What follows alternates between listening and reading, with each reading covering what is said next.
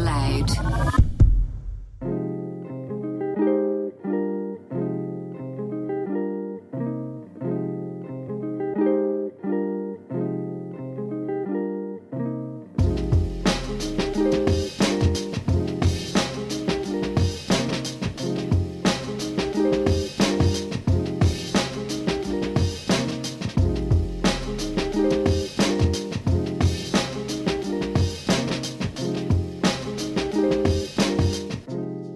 Welcome back to the weekly roast.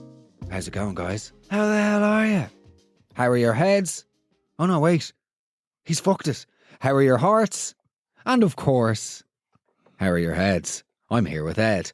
Hello. How are we, Ed? Or bonjour, I should say. It's good to have Ed has just been back from a little brief sojourn in France. Guys, it's great to be back with the weekly roast. Thank you so much for tuning in. A very brief bit of gratitude to say I really do appreciate every single person that's listening. And to those of you who have responded to my very obvious and very ham-fisted emotional pleas for positive feedback over the last few weeks, I've received them loud and clear. So thank you so much. If you're enjoying the podcast, do me a favour and send me a message on Instagram at @MeganMark. Let me know where you listen to it. Let me know if you have any thoughts about future roasts. And furthermore, if you do want to support the show, if you want to support me, if you want to support Ed, if you want to support the weekly roast, share it with a friend. It would mean the world to us. So it's great to have you with us. Ed, I went to Taylor Swift in the weekend. My God, how was it? Okay, first things first, yeah. Sorry, was she in town? Like every Irish media outlet interview, you know, like what I don't understand about Irish media outlets is like you've got 90 seconds to interview the biggest superstar on the planet, you know. What will we ask her? What sort of insight will we get to this global icon who's also a billionaire, who still manages to be so refreshingly humble throughout her entire musical career? Will we ask her, has she had a breakfast roll yet? They did not. It's just unbelievable. Potato. Like, no, Taylor, you're probably aware of Irish mammies. No, she's not. She's not, by the way, in any capacity. Her mum's from Kentucky, I'd say. And like, now, Taylor, Club Orange or Rock Shandy? Have you ever had a breakfast roll in Coppers? Like, Mr. Tato. now, Taylor, when you, with all your touring, would you ever have flat 7-Up? Brilliant. Oh, gas. Like, now, Taylor, you've been away for 110 dates in your private jet touring the world. Did you leave the immersion on as a matter of interest? The immersion classic. You're not going to win a Pulitzer. Anyway, I went to Taylor. Look, it was really good. It was I couldn't believe the hysteria. Since, I think Eminem Punchestown 2003. Oh, God. I thought you could say the Beatles. No. That is quite a specific correction. Eminem Punchestown 2003. I had bleached blonde hair. I was in the pit. I was standing beside Colin Farrell, would you believe? Oh, excuse me. And the person I was with pinched his bum because it was a different time. And that was like a thing that people were doing. I remember people just going up to pinch his bum and they'd be like, that's great, I pinched Colin Farrell's bum. And how did he react, can I ask her? I don't know. I actually don't Get know. decked by Colin Farrell and Eminem. That's a story. But I couldn't believe the hysteria of the audience. And let's be honest, like, I'm not a massive Taylor Swift fan, but you cannot ignore the joy on the children's faces and the atmosphere. And, look, it was beautiful. I will say this. I'd like to disassociate myself with whatever Mark is about to say, Swifties, please. I will say this. I was standing mere feet away from a woman in the old Canadian tuxedo, you know, the double denim. And she was just standing there, right, with tears in her eyes for the entire thing and her fist on her chest, like wearing fingerless leather gloves, right, silently sobbing. She was like Jerry Flannery in Twickenham doing the national anthem. Do you know what I mean? It was just completely over the top. She then, once Taylor actually rose up out of the stage, she burst into song with what can only be described as the gusto of Pavarotti and the pitch of an in-heat alley fox receiving dental surgery with a rusty hanger, you know? Oh, and sorry, she had her husband wearing one of Taylor Swift's boyfriend, what's his name? Travis Kelce. She had her partner wearing Travis Kelce's NFL jersey. Okay, that's good. That is like, wow. You know. That's, I'm not going to say it. Will I say it? That's cult-like behaviour. I was going to say cook. I didn't know the definition of the word cook until I saw that guy in the NFL jersey. And what I will say also is, your man Travis Kelce, I don't know how he does it. I cannot imagine being in a relationship with somebody more famous than you. It would, Mark, honest to it would God, just, like a national icon, it would a just, beloved figure to every single human and in one country. you, a mere afterthought. I don't know how he does it, to be honest. Oh, You know, God. the perpetual Heaven tormenting forfend. feelings of falling behind. Not for me, no thanks. The deafening, crushing screams of second best that probably stalk you even in your sleep. 6 feet behind. at all No times. fucking way, never. Nevertheless, guys, it's the roast of embarrassing texts. You're very welcome back. So, we've all done it, okay? We've all sent a text when it's meant for somebody else, and we sent it to the person that the text was about. David O'Doherty wrote an unbelievable song about it. But I'm just talking about generally sending texts to the wrong people and having to explain yourself thereafter. I will give you an example. As part of my recovery, okay, I write gratitude lists on a daily basis. I'm probably not as militant as daily. I should be, but I'm not. I try and write gratitude lists to like just remember how lucky I am, etc. And anyway, one day, I'm in a group with other people who share gratitude lists, and rather than posting it into that group, I posted it into like my lads group. And let's be honest, there might be some gratitude in that group, but it's not the sort of gratitude that I was writing about. And I was in for about, I think, 11 seconds, which, as we all know, in the land of screenshots, that's eternity. That's an ice age. So yeah, embarrassing text messages, guys. Look, there's lots of embarrassing things in life. Okay, a couple of examples. Making eye contact with somebody sitting on the bus as you run to catch the bus, and then that moment of them acknowledging with their eyes that you've missed it and it's over. You know, that's sort of embarrassing. Or the 3-second silence as you go in to kiss somebody as a teenager and you don't know when to open your mouth in the air. Oh my God. So you sort of just lean in and you're like, what the hell is going on here? Or your mother getting you to try on school pants in the centre of a department store because it's busy and, you know, she doesn't have time. Nobody's looking. No one's looking. Nobody cares. Mum, I care. I care about having my pale white fucking arse out in the centre of Arnott's. It's been a big summer. Lots of embarrassing things. Or, sorry, another one actually. I was thinking about. Do you ever get when you're sitting on the toilet? Of course we do. And somebody knocks on the door. Why is it that we can't just speak normally and go, sorry, yeah, Mark here. I'm just using the bathroom. I'll be out in a couple of minutes. It's always just, someone's in here. You just immediately change your voice, yeah. Occupied. Je ne sais pas conclu. Guys, it's the roast of sending a message to the wrong person. You're very welcome. Let's go. So basically, a few years ago, my mum was getting her sitting room redone. We're getting a new floorboard laid.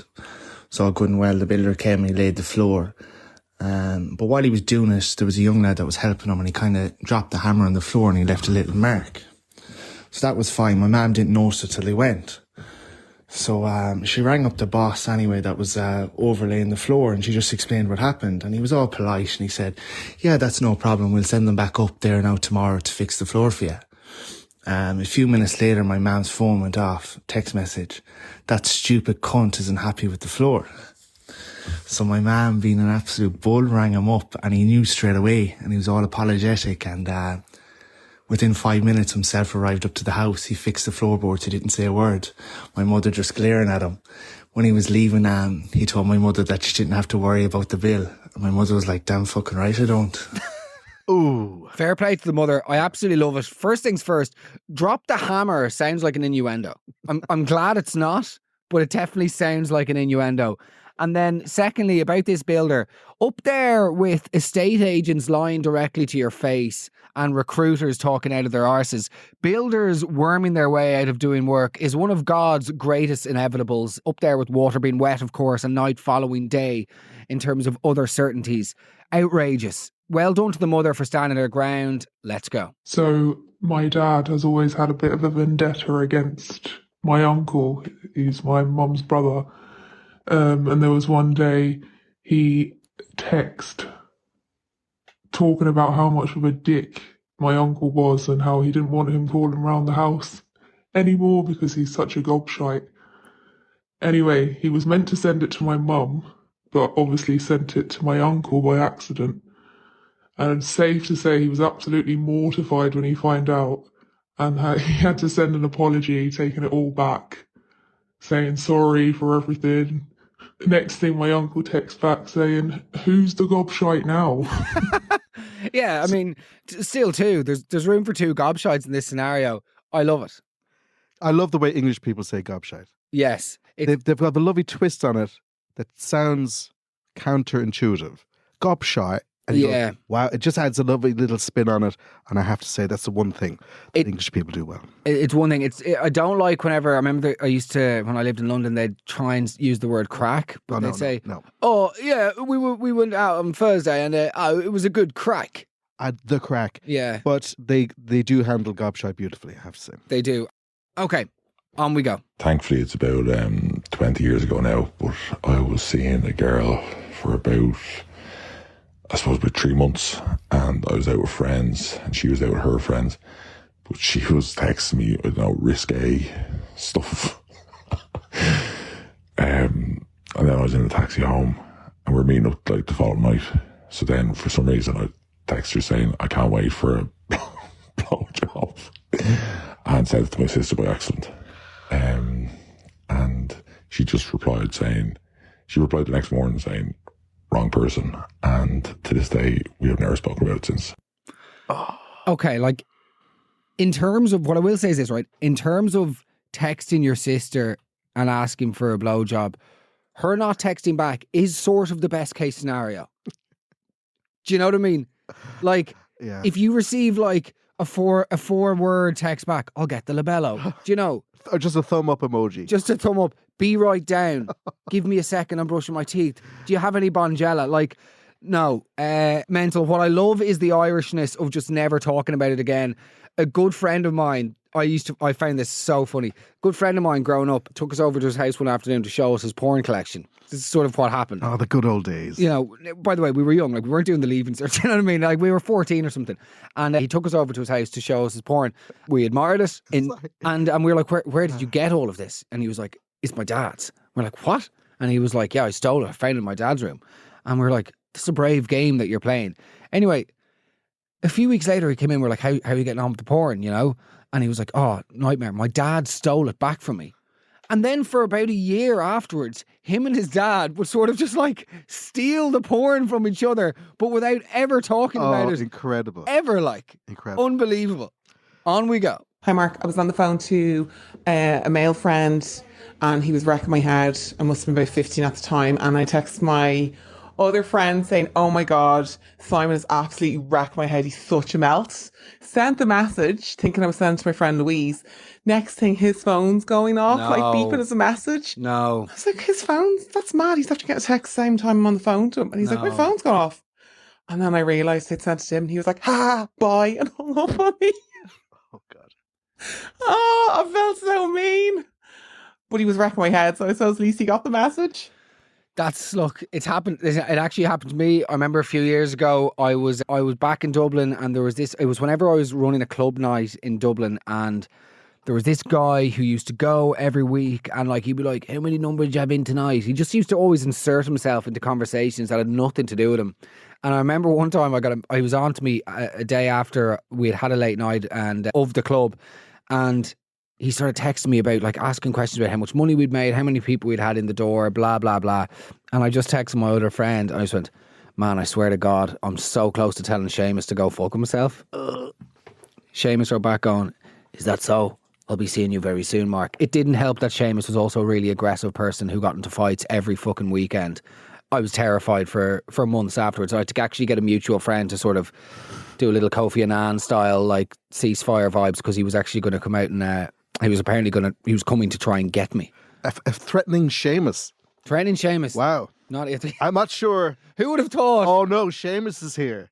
I don't know. Well, then again, because you're not expecting a kind of life-threatening experience with a Seamus, it kind of turns on its head. It does indeed. Oh. On we go. Hi, Mark. So a few years ago, the local parish got an eyeful when one of the dads, who was also a player, sent a dick pic into the local Gaelic WhatsApp group. Always the Gaelic. He realised within about 30 seconds what had happened and deleted it, but at that stage all the screenshots were taken and sent far and wide. So I don't actually know what the outcome came of it. I'm sure he got an awful grueling down in the dressing room, including a grueling from his wife because she's actually an active member in the same GAA club as well. But look, There you go. In your face on a Saturday evening, a dick pic from the local GAA player sent into the local GAA group. Oh my God. Yeah. First, it's always the GAA. It's always the GAA clubs. And when you said he's a player, did you mean like in the romantic sense, as in he's a player like he sends his penis to lots of people, or did you mean like he's left back? There's 2 active members in that family. Yeah. Very good. Go on. Very, very good. Yeah, unbelievable. I just think if you're sending a dick pic, right, surely it's, you know, you're not just whipping them out like they're hey, how's yous or they're any crack tonight. The dick pic as a message has a bit more gravitas. It's a bit more weight to it, you know. You want to look at who you're sending this to. You're not just clicking forward all like it's a funny fucking meme, like you're the dad with the forward button. Like it's a penis picture. It's something that requires a little bit of consideration. Oh, make sure that I'm sending this to my friend Manuel and not mum, you know? Okay. I consider it like Renaissance, they should be commissioned like a painting. They should be, yeah. Yeah, there's time. Well, speaking of the Renaissance, by the way, 30 seconds in the land of screenshots, that is like 16 centuries. By the time, if something's been in a WhatsApp group for 13 seconds, it's already gone in France, Sweden, Scotland, that is already gone. It's already released as a DVD in New Zealand. Literally, it's over. It's top shelf of your local news agents by the crusty old pervert who still imports porn magazines. In this day and age, actually, who is still buying porn magazines? I wonder, is there hipster porn? Oh, there merchant? Definitely is. I prefer the early stuff. Some tool with the Pelador like jumper and a mullet. It's the equivalent of buying vinyl, just magazines. Anyway, good luck. Sorry.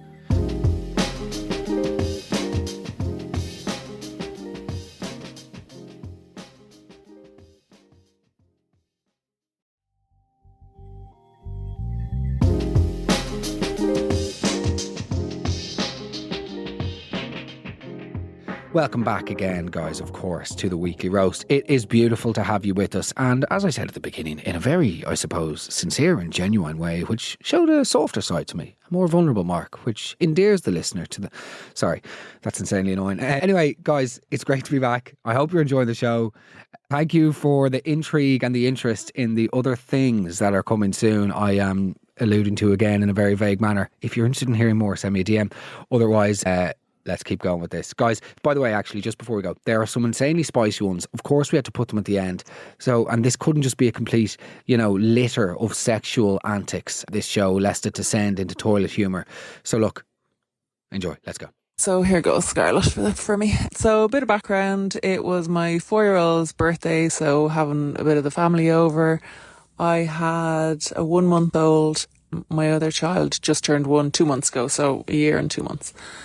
Anyway, I'm standing there by the fireplace. I remember it so well. I have the 1-month-old in my arms, the 1-year-old crawling, crying at my feet, and the 4-year-old running up and down like he's fucking Spider-Man. And my mother-in-law arrives in and plonks herself on the couch, and she's saying to whoever's sitting beside her, "Oh my God, I'm so wrecked, I'm so tired," and all. And I was like, great, yeah, right. Anyway, so... upstairs, sitting on the bed, feeding the baby, texting my best friend saying, "You'll never guess what that fucking bitch is after arriving in, plonking herself on the couch and saying how fucking tired she is, like, for fuck's sake, fucking bitch," or something like that. Anyway, press send, and within about 10 seconds realised, fuck, and after sending that to mother-in-law downstairs, and then about a minute later I just heard the front door closing, and yeah, it was her leaving the party.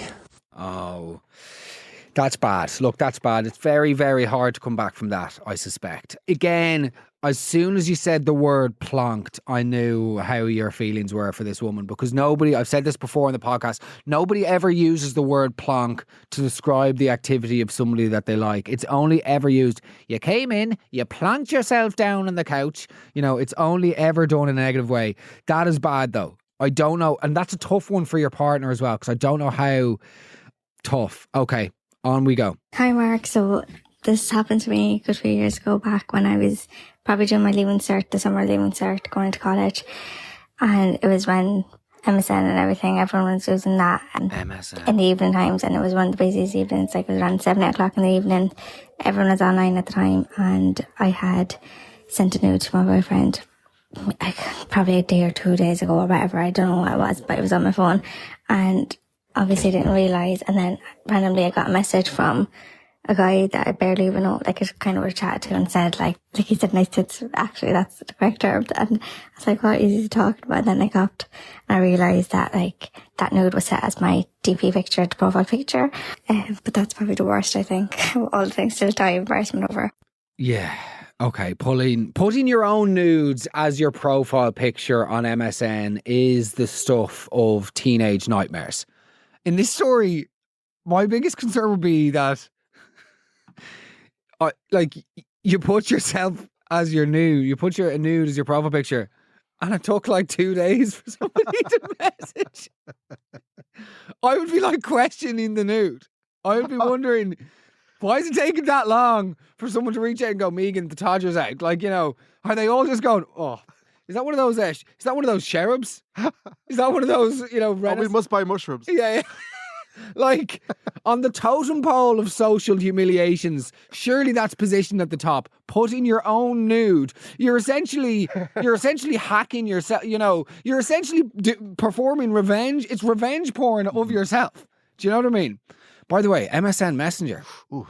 Oh, look, as somebody who spent his 20s chasing experiences and substances that would secrete enough dopamine into my blood that would separate me from myself, I can confirm that there is no buzz quite like primetime MSN era, logging in, shooting out about 53, hey, what you up to messages to people you spoke to a few minutes beforehand and to girls that you'd like to kiss. Sitting there for the evening, you know, did you watch the latest episode of The OC? The Dream. Ah, The OC. Those are the glory days. The great times. Okay, let's go. Hey Mark, so talk about getting the wrong text. My mum was a teacher in my school. Okay. And we were a couple of weeks into the new year, Right. in the new school year. So I was in first year. And I felt my phone vibrate in my pocket. So I took my phone out and I had a text from my mum saying, blah de blah definitely heard us last night. No. We'll just tell her there was a mouse in the room. So I dropped the phone in pure shock and horror. And it doesn't. My teacher didn't catch me or anything, so it doesn't matter.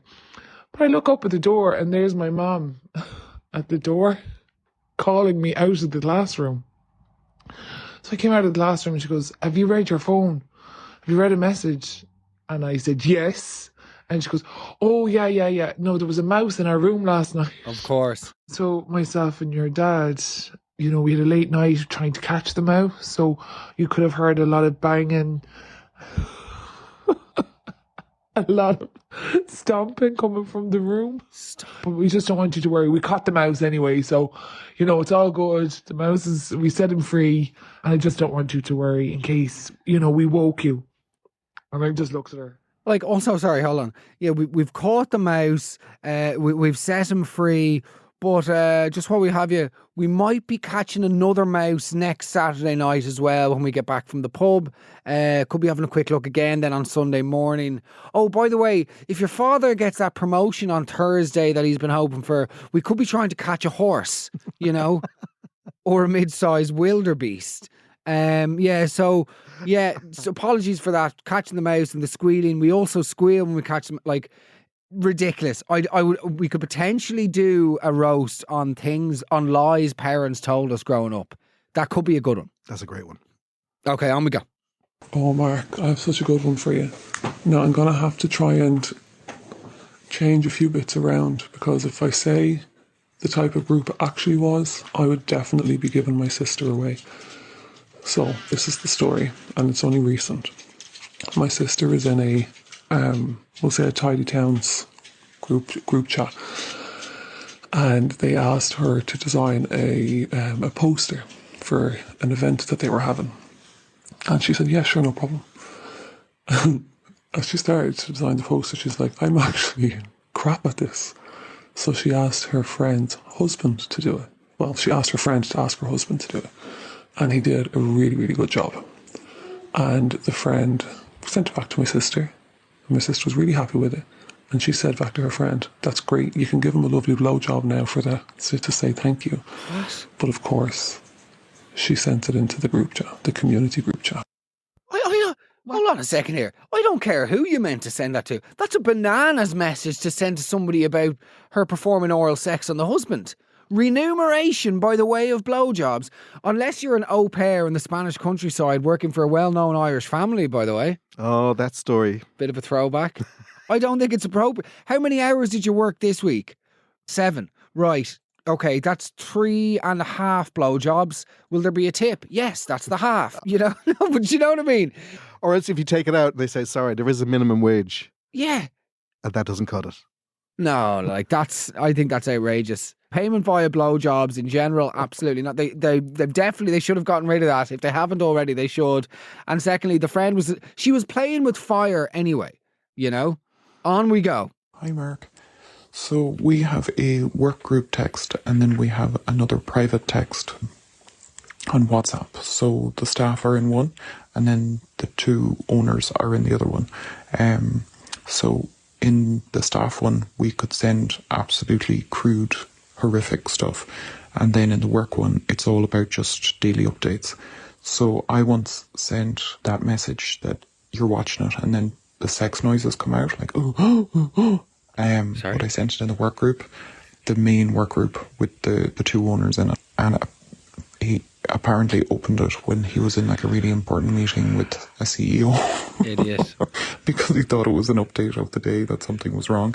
We wouldn't really text in it. It's just kind of like, so everybody can get the message at the same time. So you would open it straight away. It must be important. On the plus side, I didn't get fired. I'm still working there. But this is going to be such an interesting one. I cannot wait to hear the story. Okay, if that's what sex is supposed to sound like, I've been doing it all wrong. Yeah. I've caught 0 mice. I've heard those noises on the David Attenborough documentary. She sounded like a Welsh coal miner after being asked to perform a bleep test. Do you know what I mean? Sounded like John Candy after a mini marathon. Shout out John Candy. That was like me. She was as wheezy and nervous as me, age 9 at a sleepover after downing 4 Capri Suns and soaking through my dry nights when somebody goes, guys, does this bed feel wet? Do you know what I mean? Oh, God. I went to bed till I was 9. Terrible for the self-confidence growing up. Reaching for the inhaler. I blame the CEO in this situation. I don't think that's your fault for opening the message. Don't open the phone. Don't open the message. You're in an important meeting. That's, you know, what do you think? I think I've had that prank pulled on me a few times and I've fallen for every single... because it's the same person. It's the same noise. It's Yeah. Yeah. Yeah. It wasn't that gorilla sounding. Gorillas in the mist. But and I've fallen for it every single time. Do you find yourself embarrassed when you fall for it? Yeah. Yeah. 100%. Because you feel like a deviant. You feel like I'm a wrong'un seeking out intercourse on the bus. If 10 people on the bus hear you opening that message, 5 at best are going to go, oh, you got caught with the... Yeah. 5 aren't. It's the other 5. It's the other 5. It's those other 5 who are disgusted. And worried, shielding their children on the bus. Yeah. Don't look at him. I don't know why he's in... Don't look at me! I don't know why he's in his pajamas. Oh, you can't get the drivers these days. No.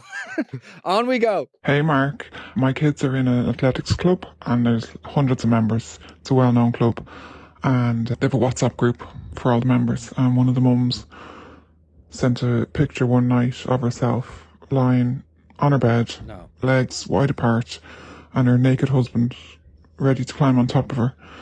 Sent it to the athletics club WhatsApp group. Obviously they're in some sort of swingers club. When she realised that she had sent it to the wrong group, instead of unsending the message or deleting it, she just removed herself from the WhatsApp group. Oh. So all her kids' friends, parents have seen her naked husband and her ready for action. She never left the club, or she still has her kids in the club. She just does the drop-offs and pick-ups. She doesn't get out of the car. Understandable. Can you imagine? No, I can't. I cannot imagine that. Like, what do you think, Ed? That message, when I heard it first time, my innards left my body and I cringed myself, and I lost about 6 inches in height. I Just in height? hard. Just in height. If you have 6 to lose, by the way, you're... I'm 4 for 2 now. But it's just the fact, and as you had mentioned earlier very wisely, the Irish reaction to it is just to make yourself disappear. But I also don't think, so hold on, I'm trying to think about this picture. She has the legs spread, okay? So she's positioning her phone sort of like on her belly button or like below the breasts, above the pelvic region. She's taking the picture out. They're sort of, they are framing the picture in a pretty good frame, probably, to be honest. And then you've got this, husband there with a truncheon on him, standing nude like he's about to mount some form of Shetland pony, And this was apparently supposed to go to a swingers group. Are swingers on what? From what I'm learning as an adult, apparently swinging is very common. If anybody has any swinging stories, please send them in because it's something that absolutely fascinates me. But I also I thought the whole purpose of swinging was that like you exchange partners, that like, you have other people, you have sex with other people, not just like, here's Dermot with a boner, do you know? But is it like done deal then? I think so. Are you advertising what's on offer? Yes, you could be. But this could be you. But which is she advertising? The sort of her or him. That's it. I mean, yeah. I cannot fathom the embarrassment. Sorry, the done deal for sex. You get all these tire kickers coming around. Yeah, going, can I I want to try it first. Well, I'll have to have a good look at it. Hands in the pockets. Lifting up the legs, putting them in stirrups. And they usually have a friend. I've got a friend of mine who works in the industry. Yeah. Get a good look at that. He's a sex mechanic. What do you think, John? Yeah. Oh God.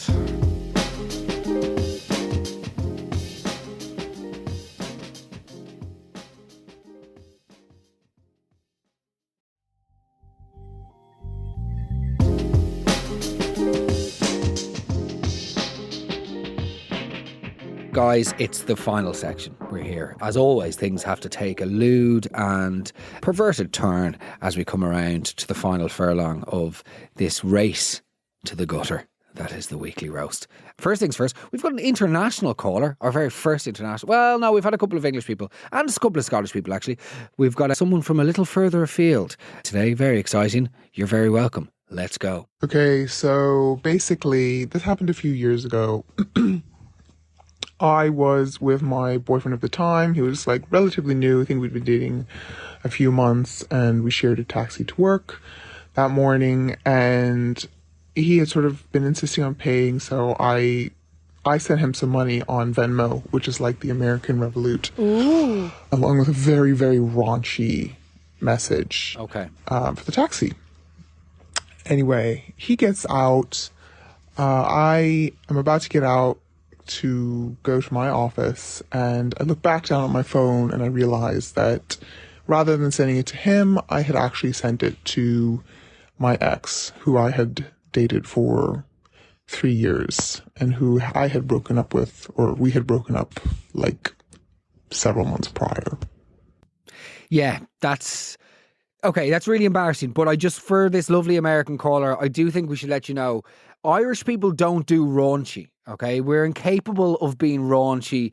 We have two settings: cripplingly shy or absolute filth. There's no grey area or in between in Irish. Like we don't allow for nuance sexually in our culture. It's either I'm afraid to look at that person in the eye, or maybe I should send them a 4-minute video of me lathering my balls with La Roche-Posay while scrolling through their holiday pictures very quickly. Do you know, there's no middle ground. Raunchy is an American sort of inoffensive convivial rung on the ladder of sexual exploration that we as Irish people never set foot on. We're one or the other. It's either, hi Anya, nice to meet you last night. Will we do it again? Just that, or have you ever had the weight of a man on top of you like a bundle of bricks with a cold hard cock and a handful of tits? Like, it's complete extremes. I guess I just don't understand, like, what is raunchy? Is raunchy like, oh, last night was a lot of fun. It's sure going to be hard to concentrate in this meeting. Hard being the opposite word, and I mean the figurative. Anyway, do you want to see my minge? Like, do you know what I mean? That's there's a lot going on there, man. But I don't understand what's raunchy.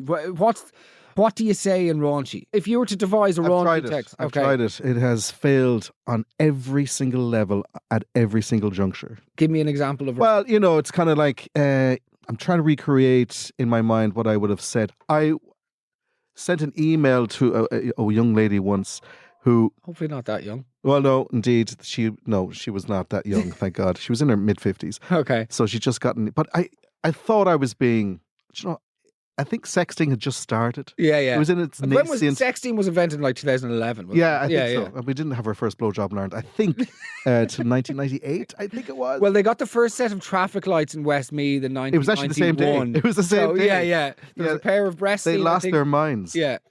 But I sent her an email and I got very verbose. It was about 5 or 6 pages long. And No. yeah. It was the full chapter and verse. That is way too long. Oh, look. That's the only time anyone has ever said that. I remember one time years and years ago, I was chatting to somebody, and then like there was an attempt at trying to talk flirtatiously, and then she said, "I wish we could slow dance."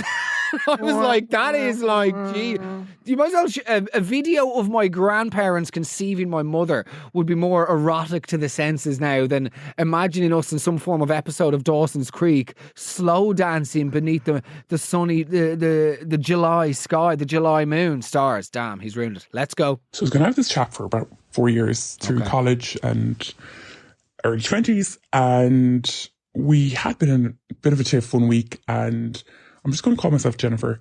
And he went out on a Sunday night with his friends, got a text on the Monday morning saying, "Hey, Jennifer." And he never called me Jennifer in text. It was always like Jen or babe or whatever. So I knew we were over. So fast forward, and we were, by the way. So fast forward to the following Monday morning, Mark, just 1 week later, and I got a text saying, "Morning, gorgeous." And you know, one of these texts that's very intimate, but also very familiar, that you know the person quite some time. Yeah, I got one of those texts, and I wrote back saying, "Wrong gal, but nice to see you've moved on so quickly." He texts back saying, "Oh, I'm so sorry, babe. I woke up and I was so sleepy, I completely forgot we'd broken up."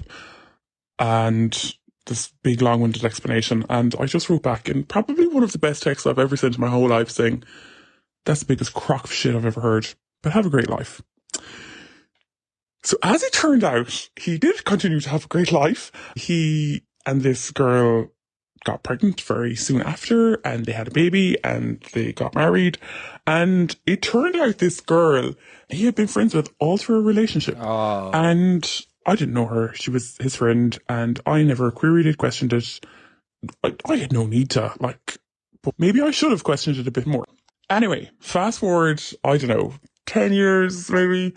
And this really unusual circumstance in the universe meant that we ended up back in contact. So there was a bereavement in his family, and I'd sent a condolence message because, to be fair, his parents were exceptionally lovely people. His family were sound. Well, actually, no. His parents were exceptionally lovely people. We'll leave it there. Sister-in-law. And he started messaging me out of the blue, and he started telling me that his wife, the wife that he, I highly suspect he cheated on me with, didn't understand him, and his whole life had changed, and I was the only friend he'd ever really truly had, and he loved me, and he was so sorry, and it was his biggest regret letting me go. And I was like, "Listen, no need to apologise. It's the best thing you ever did for me in life. Thanks very much, hon. Have a great life again now, and see you. Bye-bye." Oh my God. Ooh. I mean, okay. It's just the classic, isn't it? It's the actual classic. He goes off, has child, has family, has literal life with person, and then goes, "No, I'm pretty sure that girl that I met in a hostel in Croatia in 2012, who kissed me once and drank a bit of sangria with me, she was the answer to all of my problems." As far as the juvenility is concerned and his lack of self-awareness, that's the most astounding thing. What's also interesting to me is, let's be honest, you clearly didn't like the sister-in-law. There was something going on with the sister-in-law. The collateral shade in that message is spectacular. The efficiency with which she delivers a missile at him. Yeah. And then not even friendly fire. No. Parents, the family are sound. No, actually they weren't. The parents were nice. The parents were nice. Ooh. He has one sister and a dog called Whiskey, you know, so yeah, unbelievable.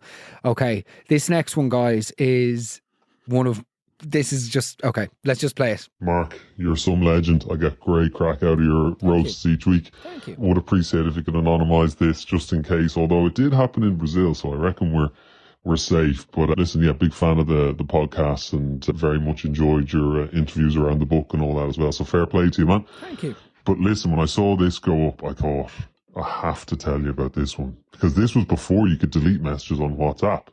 So this goes back a few years, but basically my wife's Brazilian. Her sister is in a family WhatsApp group, right, with her husband's family. So obviously her husband has a couple of brothers, and one of their brothers is married to another lady who my sister-in-law gets on with. So lots of sisters-in-law involved here. But basically, one day, randomly out of the blue, this lady sends a photo of her husband into the group with his siblings and his parents. The photo is one of him in the nip, Brilliant. and the caption is, "That cock is mine." Good Lord. You can only imagine. Bear in mind, couldn't delete the message, couldn't undo it. It was out there, it was staying there. The city of good God. Oh my God. Oh. That, it reminds me of, okay, so a cousin of mine was in that school, Mount Anvil, right? Which would be like this posh school in South Dublin. Why am I not surprised? Filled with it. Excuse me. And she was in this like past pupils Facebook group, right? Back when Facebook groups were really a thing. And one time I got a hold of her laptop, and one of the women had posted in the Mount Anvil past pupils Facebook group saying, "Where's the best place in Dublin to get a Brazilian?" And I commented under her page going, are you joking? Dicey's on a Tuesday. She got booted out of the group. Oh, for God's sake. Unbelievable. Anyway, this is brilliant. Yeah, the cock thing. I mean, again, just be careful. If you're posting a nude of yourself or your husband's cock that you're taking ownership over, just be careful as to where you're sending it. But also, it's a weird sort of flirt. So she was intentionally sending him the nude of him back saying, "That cock is mine." I have an administrative issue Yeah. with what was happening there. I don't want to see my dick pic sent back to me. No, it's never. If your dick pic has been sent back, I don't even look at it. Return to sender. Not that I do it, but Return the member to sender. yes, You burn know. after reading. Literally. Not in every sense. No. But I don't want to see it sent back going, this is Michael. I don't want to be reminded of what. And the full body as well. Yeah. No. That's not good. It's Okay. like yeah, no. Okay. In keeping with cocks, on we go. Hey Mark, you're doing Trojan work and congrats on the book. Yeah, so a few years ago, was talking to a guy on Grindr and was on the bus on the way home, and we moved it on from Grindr to WhatsApp, and kind of flirtatious messages back and forth. And he was like, "Oh, do you have a dick pic?" He's like, "I don't usually look for them, but I'm just wondering what you look like," kind of thing. And I was like, "Oh, yeah, cool, I'll send one." So I had one saved and sent it to him, then realised that I had actually sent it to my friend who was on her way to get chemo. She's fine, everything's fine. This was quite a while ago and she's doing well, but you couldn't unsend messages back then. So thanks to Mark Zuckerberg, we can now delete messages once we sent them. But I'll never forget that situation, and I still find it a bit awkward remembering about it and talking about it with her. Like, okay, hold on a second here. First things first, you can only imagine her, like, firstly, I'm so glad you're your friend as well, and we send her all our best.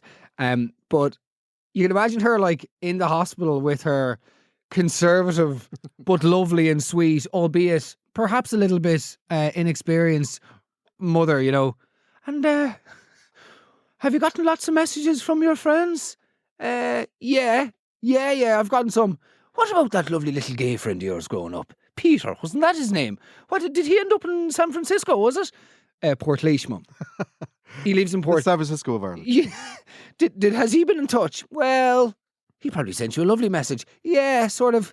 I'd say it was something funny, was it? I've always liked Graham Norton. They're not the same. Anyway, yes, he sent me his penis, Mum. And then, secondly, the guy who he was chatting to on Grindr going, can I send you a dick pic? As if he's asking to order like onion rings to the table, you know, with the meal. Oh, we just get some onion rings off of the table, even though they're just for you.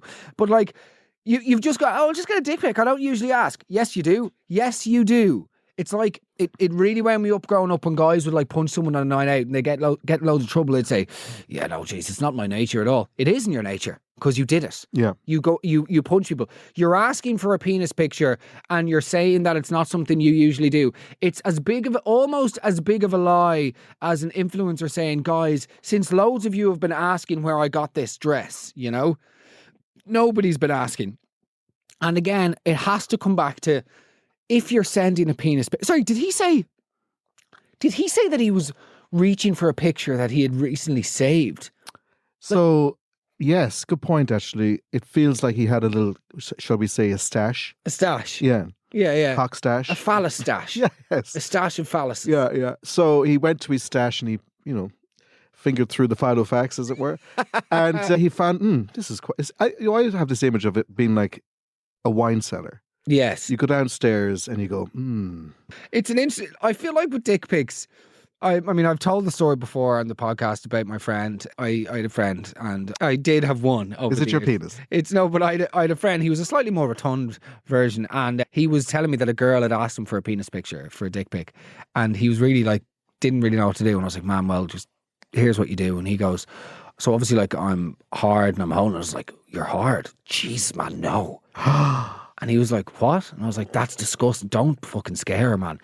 Just like have a bath or something. Anyway, long story short, I got him to have a bath and he lay down in his bed. And I'm pretty sure he was wearing a dressing gown, which is demeaning in itself. And then he just sent a picture with his little todger just slopped over to the left side of his groin. Like... What an image. Oh, God. Thank you, Mark. So, stash your penis pictures. Maybe it's something everybody has. Do people have stashes of nudes? I think so. They just have it like, these are my nudes and they're the ones. They're not like fresh. With a collection, I would think. And, there'll be a cock for every moment, every season and every feeling. A dick for every day. A dick for every day.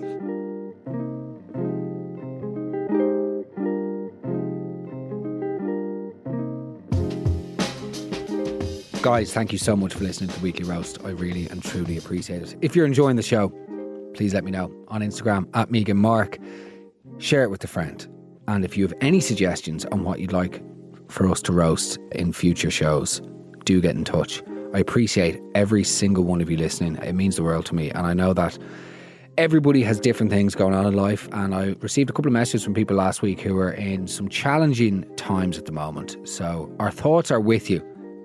Keep fighting the good fight, as they say. Mind yourselves, and we will speak to you very, very soon. All the best.